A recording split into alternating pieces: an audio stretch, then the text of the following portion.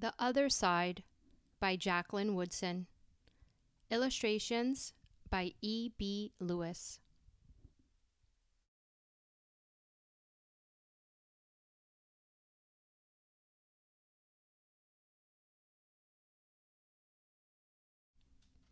That summer, the fence that stretched through our town seemed bigger.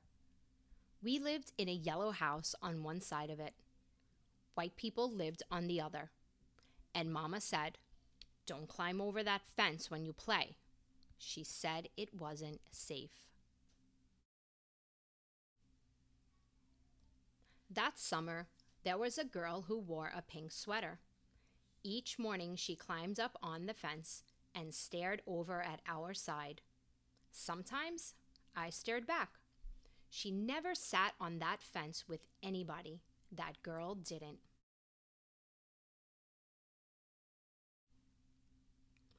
Once when we were jumping rope, she asked if she could play.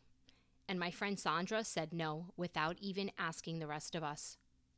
I don't know what I would have said. Maybe yes, maybe no. That summer, everyone and everything on the other side of that fence seemed far away. When I asked my mama why, she said, "Because that's the way things have always been." Sometimes, when me and Mama went into town, I saw that girl with her mama. She looked sad sometimes, that girl did. "Don't stare," my mama said. "It's not polite." It rained a lot that summer.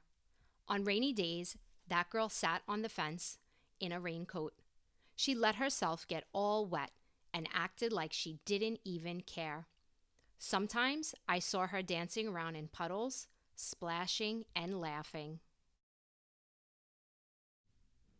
Mama wouldn't let me go out in the rain. "That's why I bought you rainy day toys," my mama said. "You stay inside here, where it's warm and safe and dry."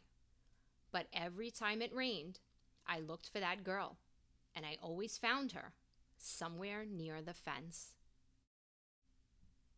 Someplace in the middle of the summer, the rain stopped. When I walked outside, the grass was damp, and the sun was already high up in the sky. And I stood there with my hands up in the air. I felt brave that day. I felt free.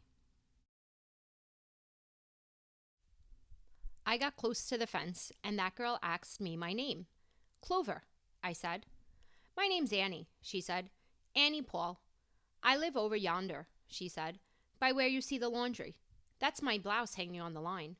She smiled then. She had a pretty smile. And then I smiled, and we stood there looking at each other, smiling. "It's nice up on this fence," Annie said. "You can see all over." I ran my hand along the fence. I reached up and touched the top of it. "A fence like this was made for sitting on," Annie said. She looked at me sideways. "My mama says I shouldn't go on the other side," I said. "My mama says the same thing, but she never said nothing about sitting on it." "Neither did mine," I said. That summer, me and Annie sat together on that fence. And when Sandra and them looked at me funny, I just made believe I didn't care. Some mornings, my mama watched us. I waited for her to tell me to get down from that fence before I break my neck or something, but she never did. "I see you made a new friend," she said one morning, and I nodded, and Mama smiled. That summer, me and Annie sat on that fence and watched the whole wide world around us. One day, Sandra and them were jumping rope near the fence, and we asked if we could play. "I don't care," Sandra said. And when we jumped, Sandra and me were partners, the way we used to be. When we were too tired to jump anymore, we sat up on the fence, all of us, in a long line. "Someday, somebody's going to come along and knock this old fence down," Annie said. And I nodded. "Yeah," I said. "Someday."